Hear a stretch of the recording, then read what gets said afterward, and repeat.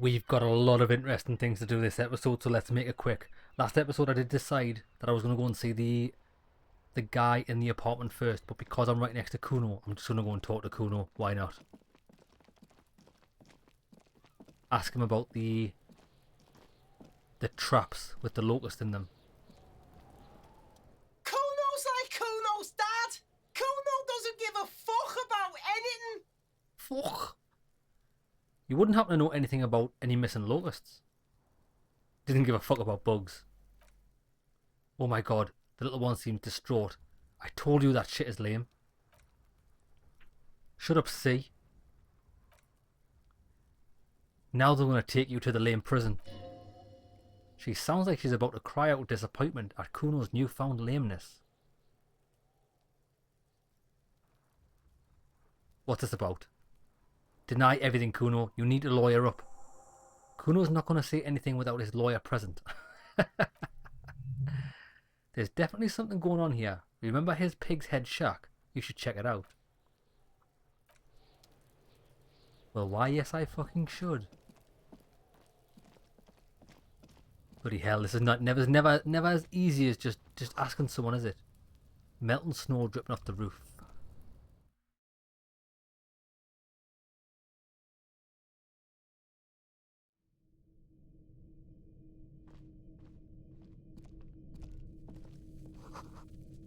It's crawling with locusts in here, you daft bastard.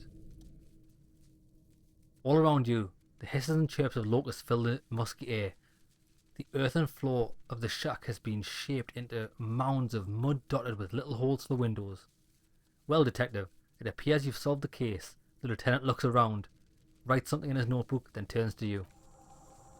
One of the locusts for the missing locust case, which is a sub-case of imaginary insect case, so at least that's going well. Yes, precisely what I was thinking. Yes, he nods. I feel we are nearing a real breakthrough. You think the insulin phasmid is nearby? If anything, the presence of the locust point to the opposite. The phasmid did not take the bait from the traps. It was Kuno. The phasmid doesn't exist. But what do I know? We should talk to Kuno about this. Get him to stop. Okay. Come on, I want to get this done before... I think the guy will probably be definitely in his apartment before 10 o'clock. So as long as we don't go over 10 o'clock, I think we'll be okay. Oh, it's all tight business. Tight times.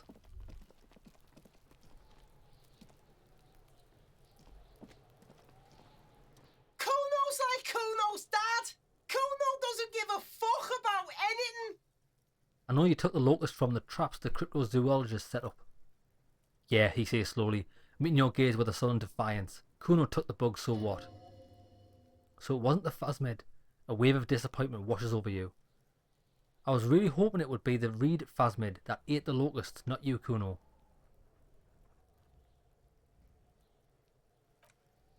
Yeah, well, Kuno's all you got, bitch. You say you don't give a fuck about bugs, then you go and build a whole bug town. It's not Bug Town, it's the city of locusts, he says, enunciating every syllable. Locusts aren't just bug shit. They come out on the sky like a fucking shadow. Shit descends. Stop, she wails from behind the fence, then buries her face in her hands. You stop. It's like they're fucking night. Locust City, Night City, City of Rage. The girl forces herself to watch again, the corners of her eyes twitching from discomfort. The lameness is causing her physical pain. The damage may be permanent. The City of Rage sounds like a cool place. Kuno the pig wants to help you, she moans. That's how lame it is. Please don't say you're an artist. He pushes his chest out. Maybe I'm an artist. You hear that, everyone? I'm a fucking artist now. That's great, Kuno. It's cool to make art. Oh my god, Kuno. He's gonna make you totally lame in like 3 seconds. Don't let him, Kuno. Yo, fuck you. Kuno can do what Kuno wants to. Kuno's his own man. Kuno's free. He tears at the buttons of his shirt, trying to rip them open. They don't give way. Kuno made himself into Kuno. Kuno can make himself into anything. Kuno can make himself into a pig if he wants. Kuno can make himself into a fucker. Kuno doesn't give a shit. Don't make yourself into a pig, Kuno. You'll have to take me away and lead in silence. Silence fills the yard. In it, you hear snow melting, dripping from the eaves. Someone's closing a window. So that's what it's about.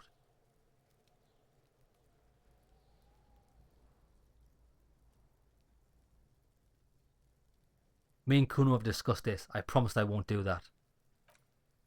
I don't believe you. She disappears entirely behind the fence. For once, the boy is lost for words. He turned completely red now, with splotches of white beginning to appear across his face. I need you to stop taking the locusts from the traps. The cryptozoologists are trying to find something very important. Those locusts are bait.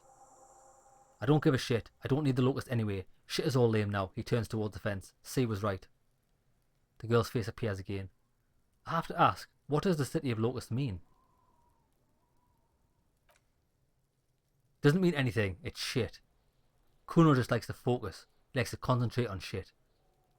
When he's been zipping hard, fuck, he turns his burning face up to the fallen snow.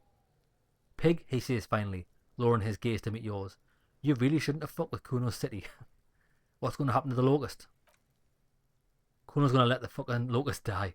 Okay, that's settled. I'll be off.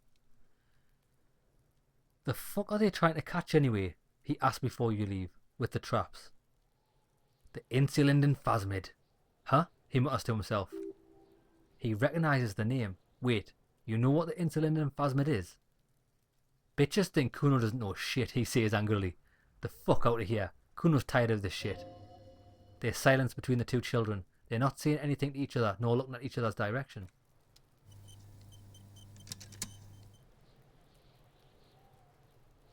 Kuno's like Kuno's dad. Kuno doesn't give a fuck about anything.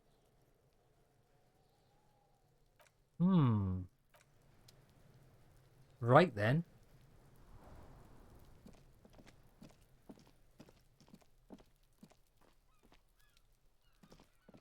So he does know about it.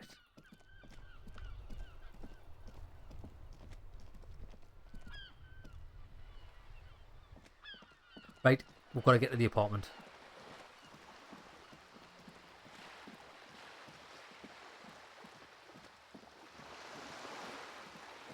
I bet you Kuno is the insulin phasmid. I bet you he is.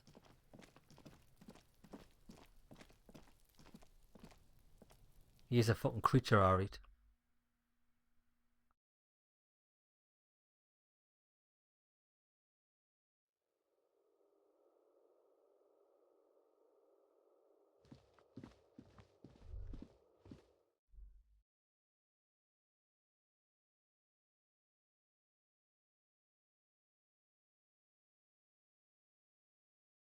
So time for some interrogations.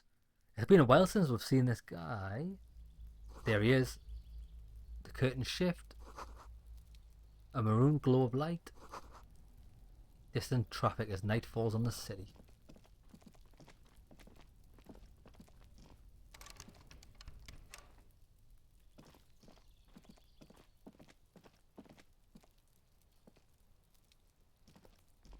Gendarmerie, you found me. The young man on the balcony gives you a bright smile before taking another drag from his cigarette. It feels like a Friday. He seems to be in a good mood tonight. And his shirt is still unbuttoned. Yes, the cleaning lady let us in. Beautiful. He replies, smiling, as he looks at you. Something sparkles in his eyes. So tell me, are you here to make things right again? I'm not going to just make things right. I'm going to make things spectacular. I was hoping to talk to a possible witness. Your balcony overlooked the murder scene. Then I have some good news for you. His eyes narrows. A nearby street lamp casts a shadow on his chin, drawing out the slender cheekbones. My Sunday friend is visiting me tonight. I told him about you, and he'd like to say hello. Step in. He's already waiting. Really? It's Friday tonight. It feels like Friday. Very well. I'll ask him about Friday night because it's not Friday. It does feel like the end of the week, so it's magical. The white falling against the black. Let's go in.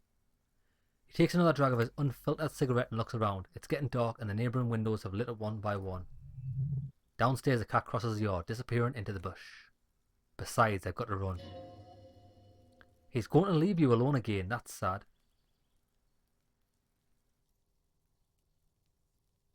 Run where? To the city. He gestures idly towards distant motorways. It's a beautiful night. A man on high heels stumbles out of a basement club, music blasting over the entire district. It's chilly, and its chemicals hit his nervous system. 1,000 shivers ripple through his body. Only if you promise me we'll talk again. It's important. Something flutters in the corner of the lieutenant's mouth as you're saying those words. We'll talk, the smoker assures you, brushing his hand through the hair. Just not tonight. Done. Bloody hell. More stuff to do. Take care, all right, he says with another disarming smile before clipping off into the night. There's something so different about him that I just can't put my finger on. Different, of course.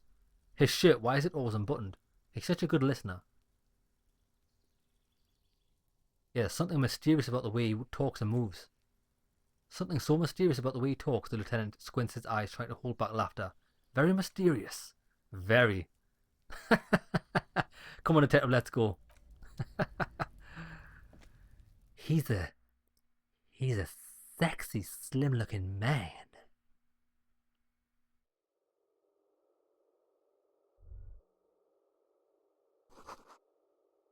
Quarterly business magazines. Empty ashtray.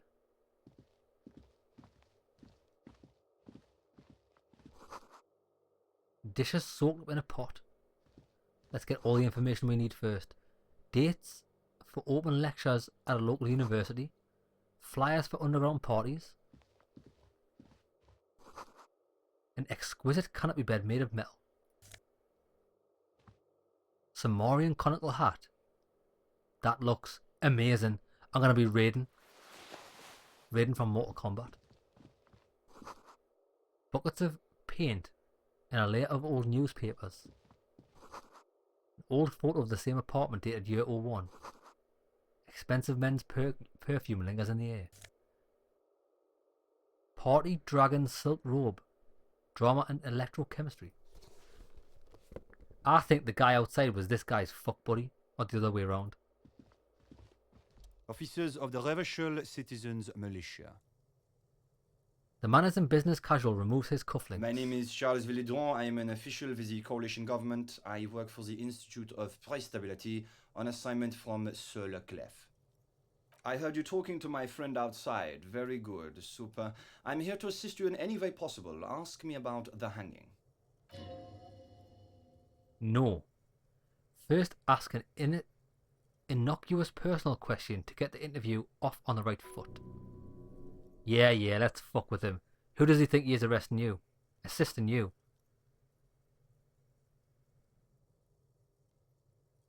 Before we get into this, tell me where you got this beautiful silk robe from. We'll get to that right after you tell me the story behind this black Sumerian hat. I got it from the head of the Samoan delegation on my trip to Lomanthang. It's made from a special charcoal-colored bamboo. It's an emblem of the formal normalization of our diplomatic relations. That's really all I can tell you about it.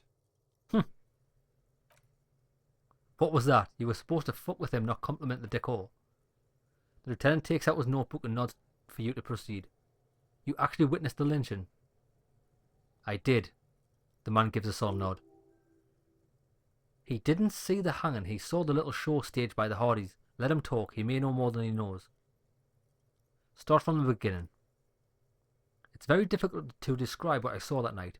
It was so surreal to me. Like in a play. The lieutenant is already scribbling down notes. What do you mean, like in a play? It was just so strange. I could barely comprehend what was happening. I was on the balcony when it happened. Getting some fresh air. I remember that first day I came in carrying what looked like a body, and then I saw all the surrounding windows go dead one by one. That's when I understood I should not be seeing this. The lieutenant nods to you. That lines up with the previous testimony, doesn't it? Thank you, sir. I think we've got the picture. Anything else stand out? Only that there were about 8 or 10. I couldn't make out anything. It was so dark. And that it was quiet, he says, smoothing his hair. Quiet lynching I've ever heard of, let alone heard. Right. But I suspect you knew that already. I can't say I'm surprised. The fine reputation of men and women serving in the RCM is well deserved. What's an official like you doing in Martinez? The coalition is only looking for The price stability. He raises an index finger. Inflation is a killer. Like a heart disease blocking the normal circulation of the economy, it must be controlled. The economy impacts the entire international community, which is why it requires international oversight. Okay, but what are you doing here in the apartment? I'm renovating it. It's an interesting project. Okay. You could say I'm undoing some of the material damage the international community caused when we arrived here.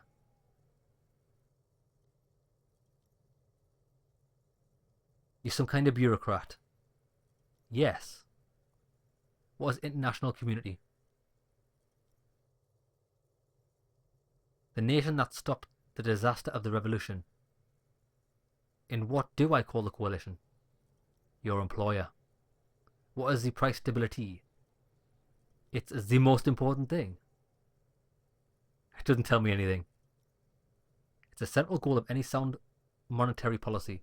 Maintaining the price stability is essential to maintaining high levels of economic activity, which is essential for maintaining the social stability.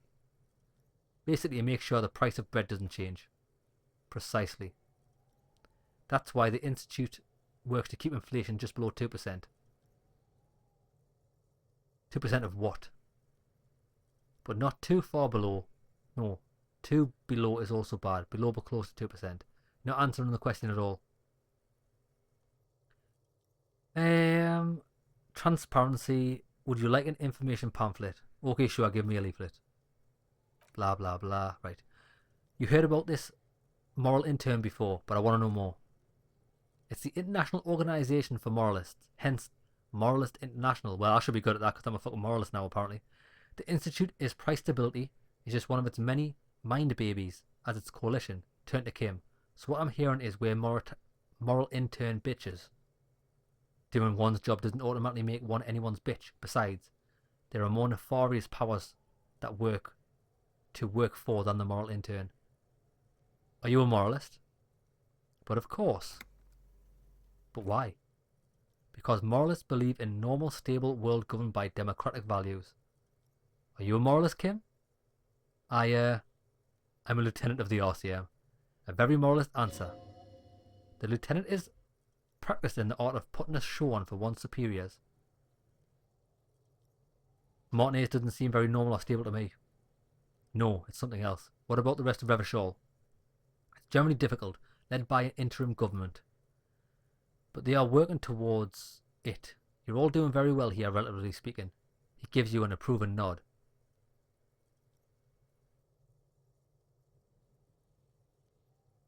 It's like every time I'm talking to people, I'm choosing option D. None of the above. Is that moralism? Is the option D usually the most reasonable answer? Yes. Sounds like you're a moralist indeed, my friend. Welcome. It's all about compromise and achieving the achievable. It's pragmatic, realistic, and level-headed. Tell me about Sur le Clef. It's a modern, urbanized country that measures very high on the Human Development and Freedom Index. What makes Revachol Sur le Chef's darling? Because a great percentage of Revachol's culture hails from Sur le Chef, its language, its people, etc. Jamrock and other parts of the international zone have been mercifully spared of Sur le Chef's love for meatballs and mashed potatoes. Enough business, let's talk something else. What if I told you there's a fugitive from the moral intern in Martinez? A fugitive? Well, I would say that's very bad indeed, not super. What sort of fugitive are we talking about here? Corporate espionage type stuff. That is extremely serious. Corporate espionage may technically be legal in Revachol, but elsewhere it's a very high-level offence. It violates a number of international agreements, in particular, the first Le Shirt Accord. This fugitive must be turned over to the ICP immediately. Have you apprehended them already? A moment, if you don't mind, sir. The lieutenant pulls you aside. You do realise that what you're doing, don't you? He whispers to you. Subtle voice. You're dooming a young woman in her hour of desperation.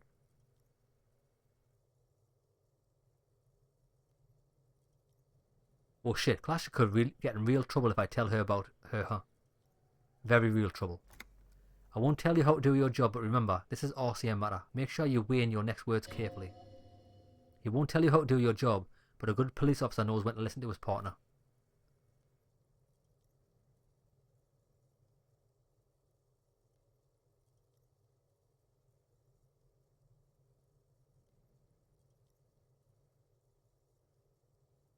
I meant that as a hypothetical. I don't actually know any corporate. I'm never going to pass that drama check. We're still looking for the fugitive. We'll report back if we learn anything more. I understand that you're here to investigate a murder, the man says, his face grave, but I must impress upon you the seriousness of this matter. Thousands of corporate secrets may be at stake here. It's certainly serious, sir, but there's also the question of jurisdiction. The Wayfarer Act places certain strictures on what matters the RCM may involve itself in. You're right, of course. What use are protocols if you don't follow them? Blah, blah, blah.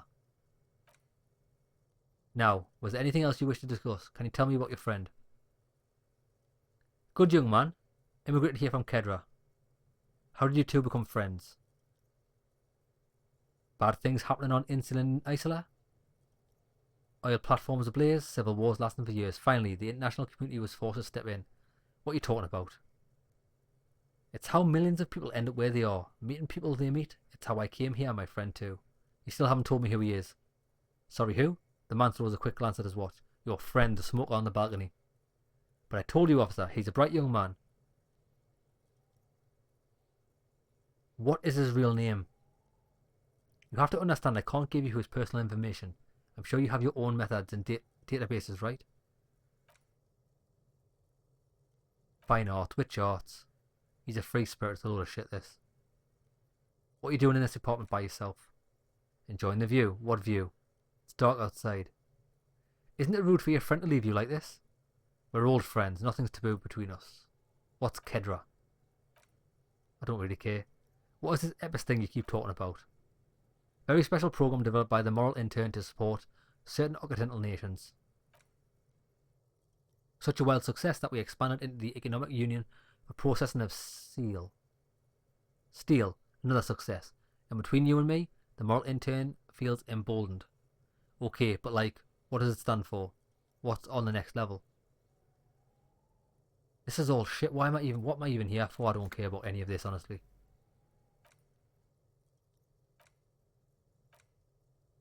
Do you have everything you need from me? I'm afraid we won't have the chance to speak again once we leave. Why can't we talk later? It's against diplomatic best practices for an official in my position to be discussing murders with a local militiaman.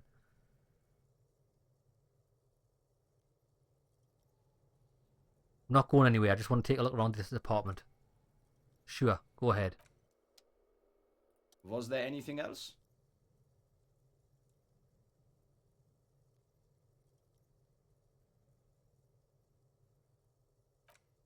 So, what the fuck was the point of that?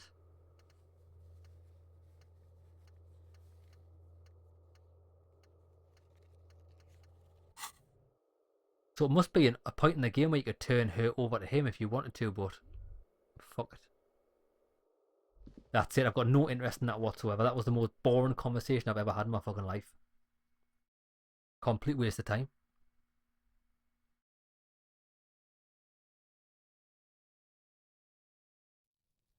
But I got 2 pieces of clothing, so there's always that.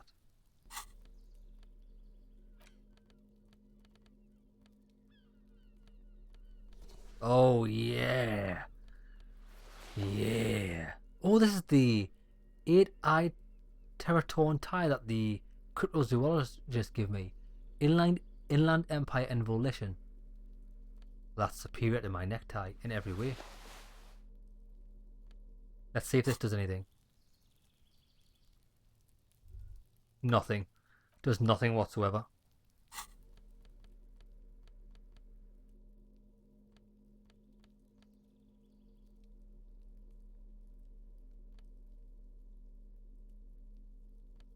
I do have an idea. Let's try this, watch.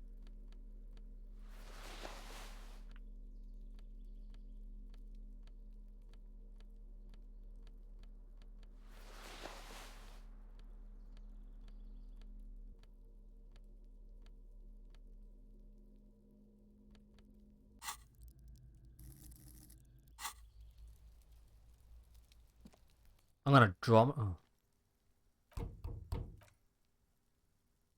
Oh, you can't do anything.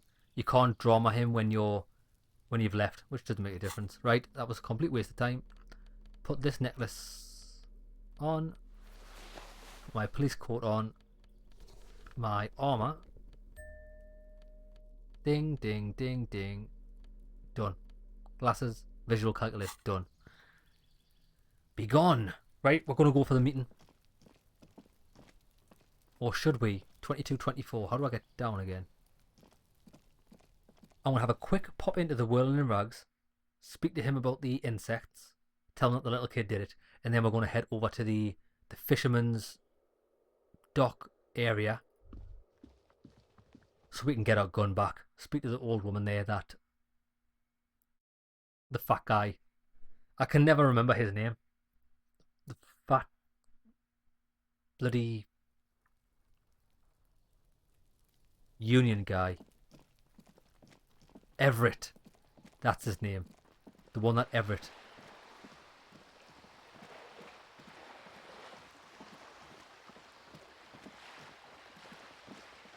Yeah, the woman that stands here is the one I think's husband over there. Because she likes books. And she said he was not missing, just out somewhere. Why am I still... Look, I'm still wearing that fucking hat. I'm still wearing the hat. What a hero I am.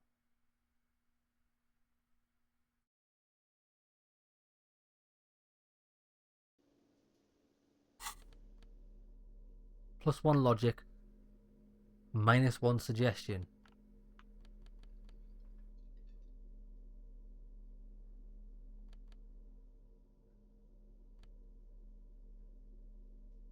-1 perception. Do I have any other hats?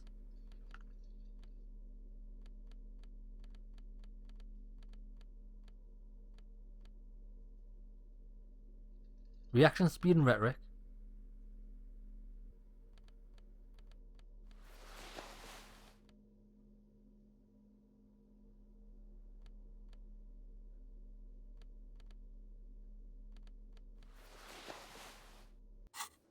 That's how I look.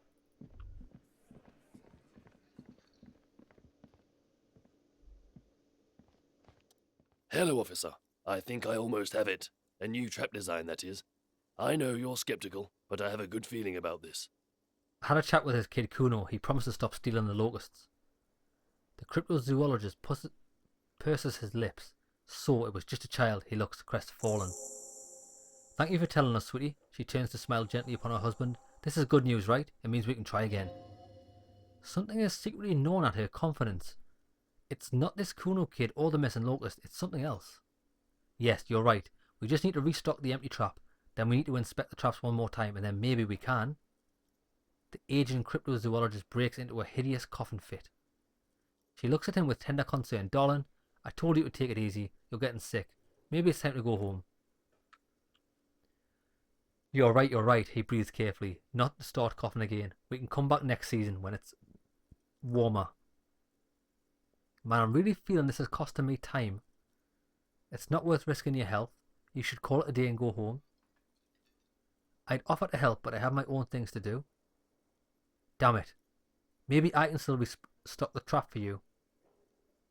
We've come too far to quit. I'm going to restock the trap. Let's do this. Yeah. We're getting really carried away with this, aren't we? He makes a show of suppressing a sigh. Fine. It's better than having these people in pneumonia on the coast. But after this... Really? It's too much, officer. He starts coughing again. What? Morel means it. We're grateful for your help. She nods to her husband. Here's a fresh batch of locusts. They should slide right down the funnel. And thank you again. We will definitely mention you should this lead to a discovery. I'm not talking co-discovery, of course, but... Wow, co-discovery. You'll be famous. You'd show them all. This does tingle the pleasure centre.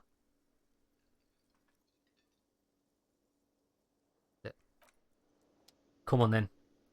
Time to go and get the gun back.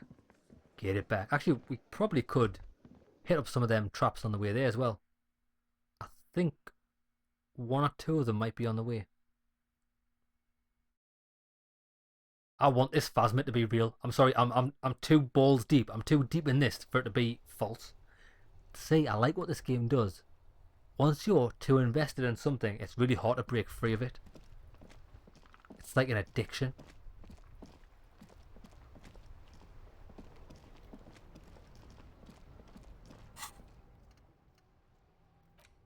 Three hours 47 minutes left before I master that thought.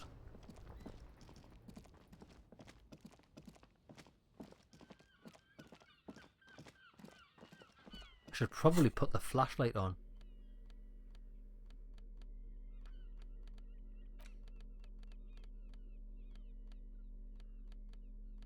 Where the fuck's the flashlight? There it is. There we go, that's better. Now I can see what the fuck I'm doing.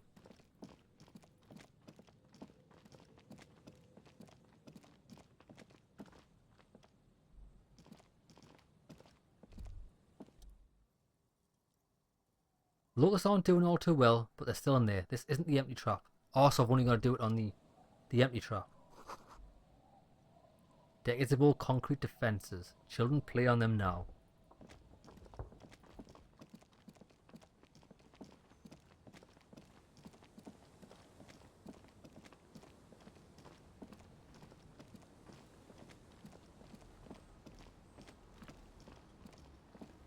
Look, new shit.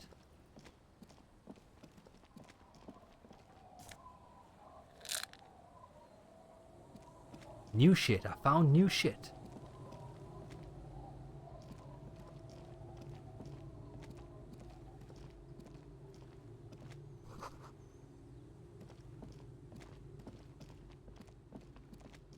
Tell you what we should do. We should probably save it here before we meet that old woman.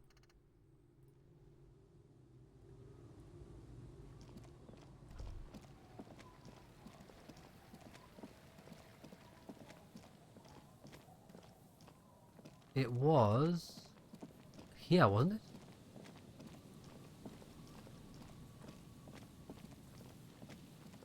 Whoa, look at this! It's a fucking party! Put your hands where I can see them. The Asian woman under a mountain of police paraphernalia mumbles to herself, then notices you and reaches for the megaphone. Show me your hands. This is the pigs. Show me your hands. Right now! Show me your hands right now! Scavenged battery-powered police lights protrude from her back. The flickering light show reveals a gun in her shaking hand. Her hand is trembling with some sort of neurodegenerative disease. Madame, please drop the firearm immediately. You shouldn't be here. Something's very wrong with her. She's completely out of control.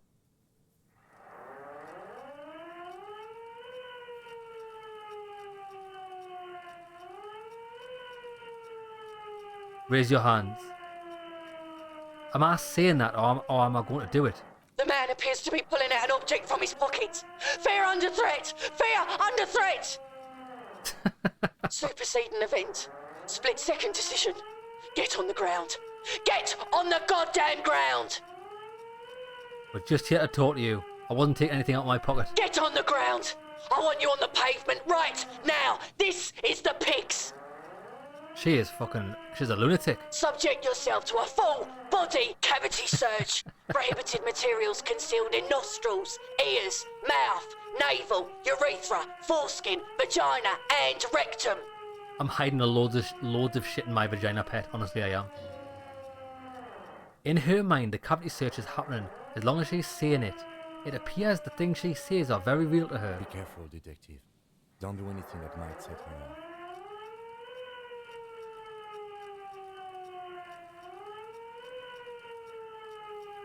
Hand-eye coordination. We can solve this peacefully. Please lower the weapon. Officer in need of assistance. Her eyes dart between you and Kim. Suspect at large. Get on the ground. Let's just talk, alright?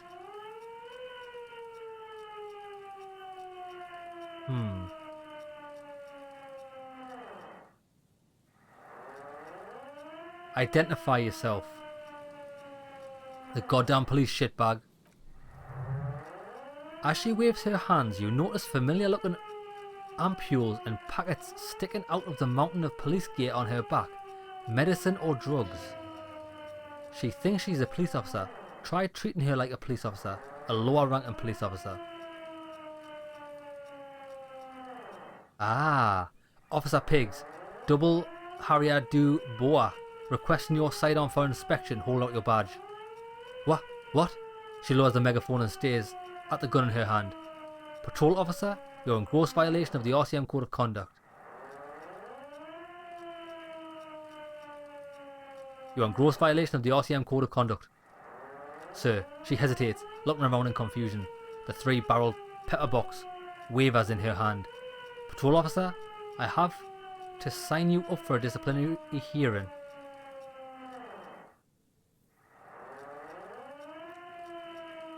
Easy, the lieutenant whispers. Press her too hard on shield. With a swift, poorly coordinated move, the woman slams the megaphone against her lips and teeth. A trickle of blood runs down her chin. She doesn't notice it. Officer compromised. Unlawful impersonation. Pigs en route. Engage at will. Okay, she's actually more agitated now, my bad.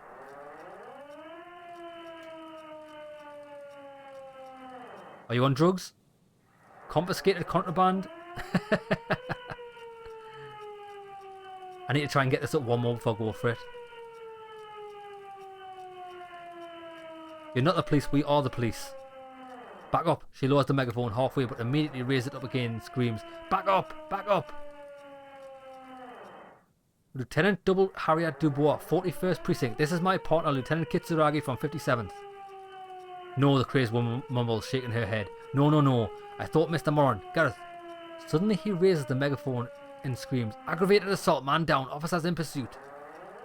What's the situation? The lieutenant hesitates, addressing the woman officer. Law enforcement compromise, she screams in the megaphone.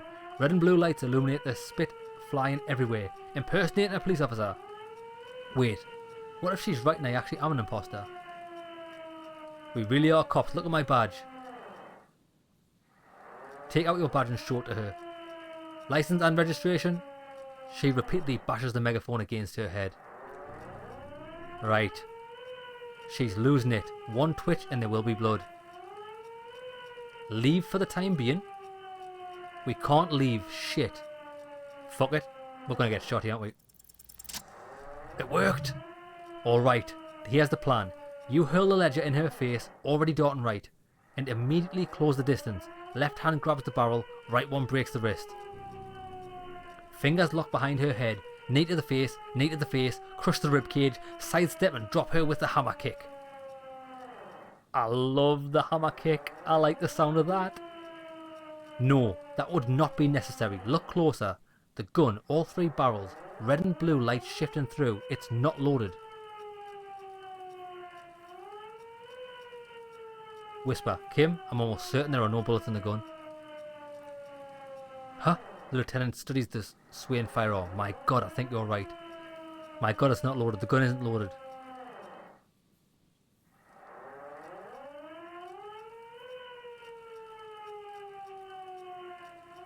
Mom, the weapon you're holding is mine and I know it has no bullets. I'm gonna do it, you Harrier. Go ahead. Pull the trigger, I dare you. Suicide by cops. Split second decision. Eat lead, scumbag. God, your partner exhales loudly and uses his offhand to wipe his forehead. I almost blew her head off. What is this? The old woman looks at the treacherous weapon. This isn't a police issue. Police weapons have bullets. This isn't real. The gun lands on the wooden planks and tears run down her scratched cheeks. Police guns always have bullets. What's this? Why did you sell me this? She looks devastated. Grab the gun right now. This might be your only chance. Pick up the gun. No one ever cares anymore. Her voice has grown fainter as she rocks back and forth slowly. Why would they cheat me like this? Nice.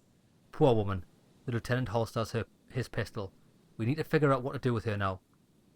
Nobody's ever around, the old woman mumbles, staring blank at the boardwalk. Nobody ever comes to visit me.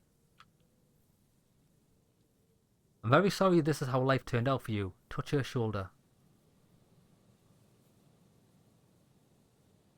I'll comfort her. Her scratched skin is warm to the touch. but the person inside doesn't even know you're there. Why is this happening to her? She's in stupor, the lieutenant replies, inspecting the catatonic woman standing in the dark. I've seen this before, God knows for how long. Could be days when they get like this. But when was she like this? Why was she like this in the first place? Honestly, I don't know. Dementia, probably. He lowers his voice. Dementia and Channel 8 and loneliness.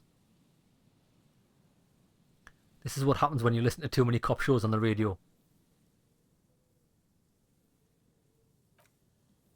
There's a bit more to it than that, the lieutenant disagrees. But right now we need to decide what to do with her. Proceed. I don't think there's any need for that. In her current state, and without the gun, she isn't really a threat to anyone. We could let Titus know. This is a perfect problem for the local peacekeepers to handle. They might even know her family. I was hoping I could give her one of those station call slips. Okay, I think that's a good plan. Then we can ask him once we get back to the Whirling Rags, but we have to hurry, because it's late and they might have already gone home. But I think we're done here for now. Let's head out of this one. As you turn to leave, the faintest voices come from the woman. Please leave the radio on, she mutters. It seems like a reflex, a half-remembered sentence. She stands motionless, just a heap of clothes and flashes now. Maybe if you search her once more.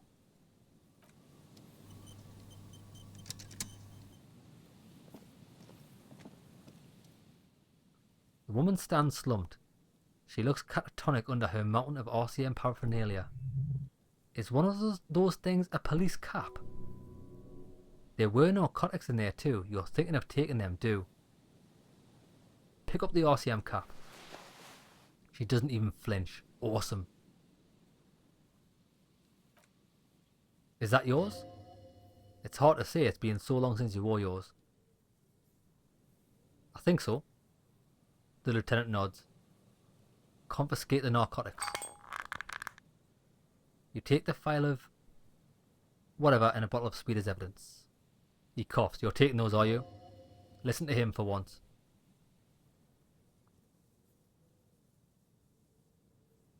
Fine, you take them. Then. Thank you. He pockets the drugs. I'm doing this to help you. We need to focus on the case. Yeah, I'm clean. He's grateful he did this. Shake her shoulder. The old woman doesn't react to your touch. That was brilliant. Thank you very much. I'm absolutely nailing this. I'm nailing it balls to the wall. Now, is it too late for the Hardy Boy to be there? I'm not really bothered if it is or not, but I want to replace the trap. So it's down here, isn't it? Replace the Locust, then we'll go back to the Whirling Rags.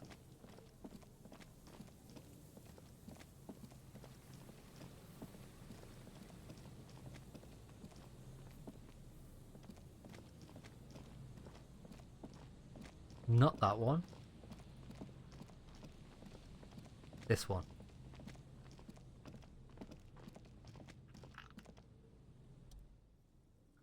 Release the Locust into the empty trap. Locusts, dazed from being transported, slowly begin to acclimate to their new surroundings. They're not really going to get the chance to get comfortable here. Good. Now that's done. When do you think we will return to our impending apocalypse of the murder investigation? He stops you. Don't answer that. It was a rhetorical question. Right, let's get back to the Whirling Rags. Just check if there's anything else I want to do.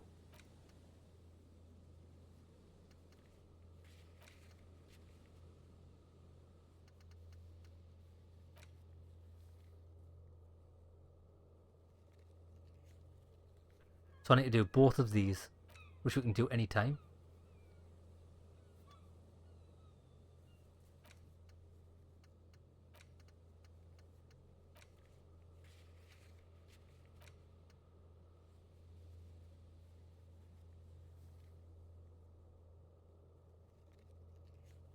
Looking for Ruby brought you to a mural that you somehow think is important. Inspect it thoroughly. Does it? Did it? Got fucking no idea where that is. A mural. It does ring a bell, but I need to check for these as well. I can do them later on tonight. Because they're not in any particular time frames. To be honest, that wasn't in a time frame. It's still before 11. Let's go.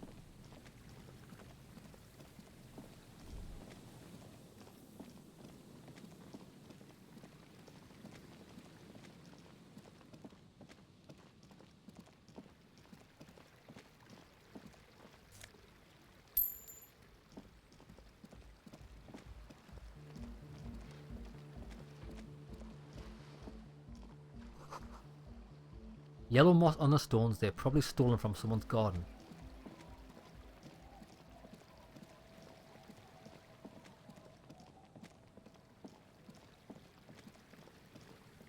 Fucking nightmare to navigate this area, like there's certain areas you can't walk across, probably because it's water like.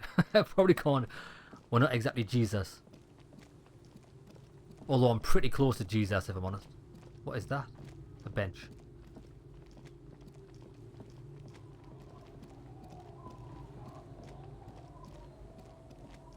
I still need to wash that jacket with her as well, but we're still on a time limit.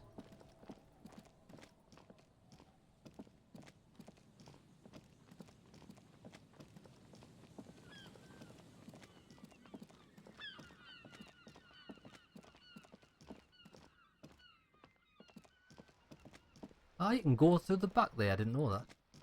Or maybe you can just glitch what happened there.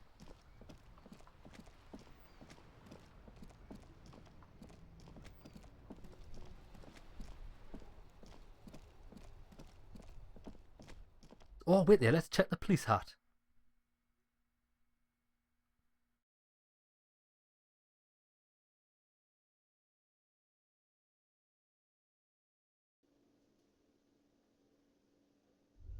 Oh, they're gone. He's still here, but... Oh no, she's still there as well. Okay.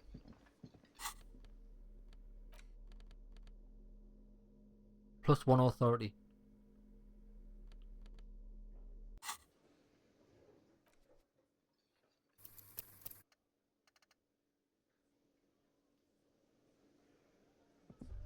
Alright, mate. The Coppernado is back. What do you want? I am the Coppernado. Damn right. There's an old catatonic lady in the old fish market on the other side of the bay. She needs help. The big man laughs, nearly spitting out his beer. What's that, copper? You want us to help little old ladies now? You're local law enforcement, aren't you? The lieutenant looks Titus in the eye. Helping troubled citizens should fall under your jurisdiction. Yeah, we'll send someone out. Who, wait. It's the pigs, isn't it? Yup. He punches up his cap. God, poor lady, don't worry. We'll handle this. I think she's got some family in Cool Run or something. Bastards left her alone when she got sick. We've been getting complaints. Hey, Eugene, interjects. Wasn't Everett's B team looking for her the other day? They said something about her, I don't know, finding something. Yeah, I think you're right, Gene. Titus give him a beer salute and turns to you. She have something for you, pig? She had my gun. You're fucking with me. The big man slams his beer at the table. Your gun? She had your fucking gun? Oh, you fucking damaged me morale, you bastards. Sure did, boss. The fat man's face is twisted with a smile. Heard him out and clear. The pig's lost his gun. To the pigs. The big man stares at you, still stunned. Too stunned to even drink his beer. Well, he says after a moment, at least I can see you got it back. If you have any questions, he waves in circles, still searching for words. What's her name, her real name? Auntie LaPlante, we always called her. Amigo, he says, pouring himself another drink. Marianne Amigo LaPlante. Fuck you, pig, he stands. What the fuck you playing at, huh? Easy, Al. The man says soothingly, don't let him get to you. Have one for Auntie LaPlante, huh? I wasn't meaning to be disrespectful, I thought that's actually what he said. Who was she? Just an old lady. Her kids moved away years ago. Never come to visit. Never took any calls. She gets out every now and again. He swirls his beer. She did right by lots of us when we were kids. Always was a little off, but still. Children kept her together. How did she get like this? Get wanted to be a cop, you mean? Well, shit, I don't actually know. Anyone know why she started acting like a pig? No fucking clue. Someone who wanted to set the world right before it ends. I can't but feel partially responsible for someone who wanted the world, set the world right before it ends. No, I didn't, because I'm not fucking stupid. Where'd she get all her cop gear? Dunno. She lives by the water. Shit washes up all the time. Police paraphernalia doesn't just wash up on the coast. People, it's not like we dump it at night. She bought it, collected it. Station 41. A man carries a crate of rusted unused badges. Thanks for helping me out. Done.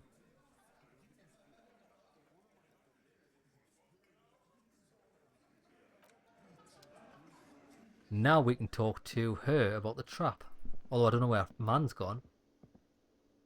Hello, dear. It's good to see a familiar face. I've restocked the empty trap. Where's Morel? Thank you for doing that, dear. She manages to smile for you. Her smile is weary. Her earlier ebullience has left her. Morel still isn't feeling well. I convinced him to stay at Gary's to get some rest. She looks down at her hands. I'm afraid the cold has really gotten to him. It's probably for the best. It's awfully cold out there in those reeds.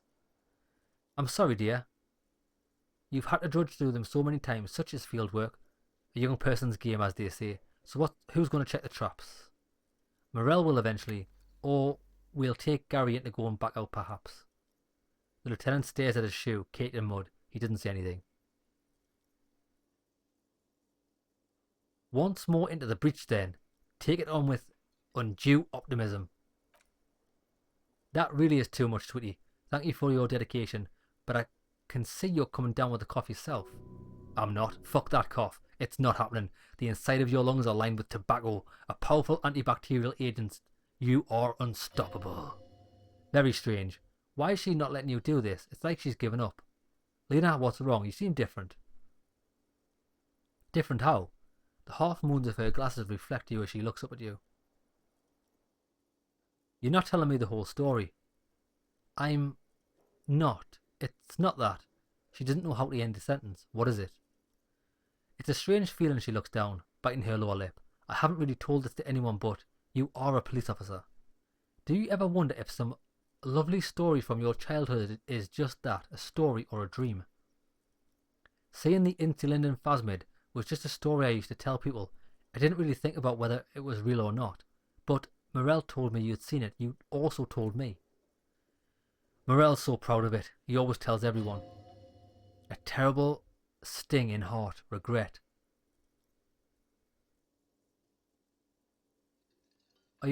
You seemed to really believe it happened. Doesn't that count for something? Are you saying you made it up? No, at least I don't think I did. But Morel was so eager to believe my story was evidence of the Phasmid's existence that I'm some queen of the cryptozoologists, that, and for years his belief made me believe it too. That I'm a queen, an extraordinary witness to grace. But now we're both getting old, and he's still working himself sick in those reeds, looking for it. She shakes her head, still unable to meet your eyes. But what if I was just wrong? I think I was. First tell her her marriage hasn't been a lie.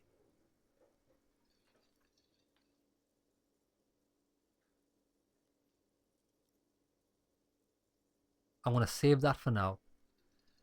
To hell with this. I believe you saw the Phasmid. The thing is, you're not sure you made it up either. I'm not sure of anything. She looks out the window. Sometimes I still see it, you know, the real memory. Not the memory of the memory, but it's hard to tell the two apart. Rising, unfolding from the reeds on a hot summer's day, like a benevolent god. Either way, I should go. Poor Morel is running a fever. I need to get him home to Jamrock before we overstay our welcome. Oh shit. Oh, I fucked it.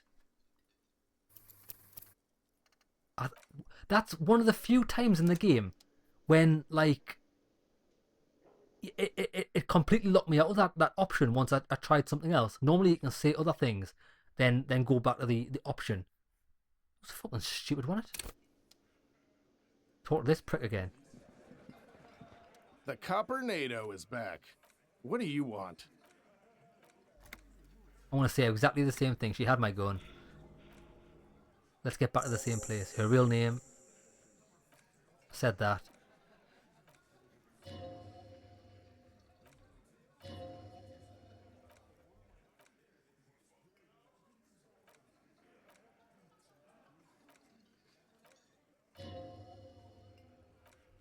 Done. Right, let's get this done. That was bullshit, that, like.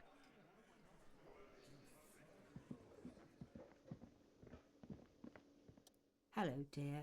It's good to see a familiar face. It's awfully cold out there. Blah, blah, blah. I'll take it on enthusiastically. What's wrong? You're not telling me the whole story. Da da da.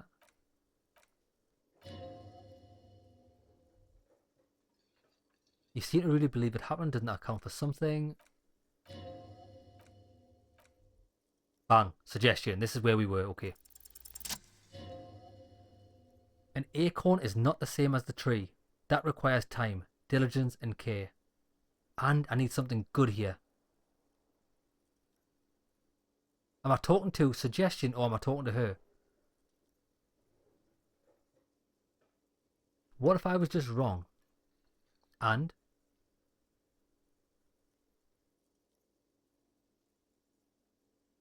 Wrong or not, your relationship with Morel isn't just about the phasmid. But it is. We've spent years searching for the phasmid, hunting together. Without it, what are we? Just another pathetic old couple. If I hadn't led him down this path, he could have had a steady job lecturing at a university. Normally, when I think about stuff like women and marriage, I feel bad. When I think about you and Morel, I feel okay. That counts for something, no? Well, of course it counts for something. But we've had our hard times too. She looks down at her legs. I was a paraplegic before we met. He didn't know before I arrived. On our first date, if I weren't the queen of the cryptozoologists, if I didn't tell him my story, he'd still be into you. That's not how these things work. Maybe. But then why do I not dare tell him, she sighs. I've wasted enough of your time with this drama. I really must stop talking about it, lest I start crying and wasting more of your time. What you have now is the insulindin phasmid. Probably does not exist. Let us fools chase our ghost. There's a million better things to do with your life.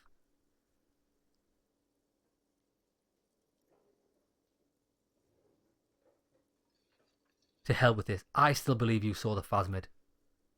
A true believer, she looks out the window. Sometimes I still see it too. The real memory of it. How it was there, not the memory of the memory. But it's so hard to tell the two apart. Rising, unfolding from the reeds a lot hot. That's what we've said. We've seen this before.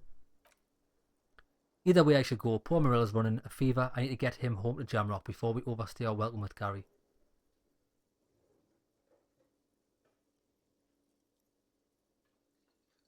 You do that. I'll check the traps one more time. Really? Yes, really. Oh, sweetie, she looks at you, worried. Please don't get stuck in a dream. Take it from me and Morel. Are you sure you don't need any help getting to Gary's? Oh no, thank you. But I can get there on my own. This old thing is gas-powered. She taps her chair. And then a taxi home is not bad. Can I have your address just in case there's news? Okay, it's 1113 Tabernacle Road, Jamrock, but... A sigh. She doesn't think you'll need it. Be careful out there, Lena. Boom. You too, sweetie. She flicks a switch and the engine on her chair turns on with a whir. Thank you for everything, truly. Even though it turned out to be, the sentence remains unfinished. A dream. A fool's hope, say her lips, moving in silence. Like that, she drives off. The gas engine putters quietly as she gets to the doors, then pushes them open. Outside it's snowing. We should go to. Somewhere out there, a kilometre to the southeast, a gust of wind shakes the field building, rattling dusty windows, beckoning with strange coldness, to ask the wind once more. Well, I think that is a great place to end the episode. Now, before we do end the episode, let's see what we need to do.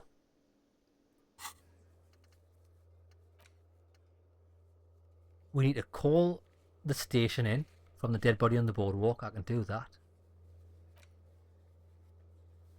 Probably can't do this tonight.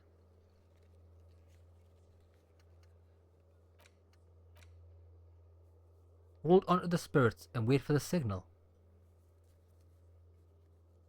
Alright, I know what that is. I need to get this washed. So next episode we'll go back to her. Hopefully she's still, the old lady still washing stuff outside. I'll give her the jacket, wait 30 minutes, done. I'm going to check the boardwalk, and I'm also going to check the island for bullet traces. And that's it really. And I can explore the top end of the map as well. Because there was a door there that I didn't go in because I was trying to hunt for the traps. Right, then that's it. See you in the next episode for some more exploration and detective work. Yeah, yeah.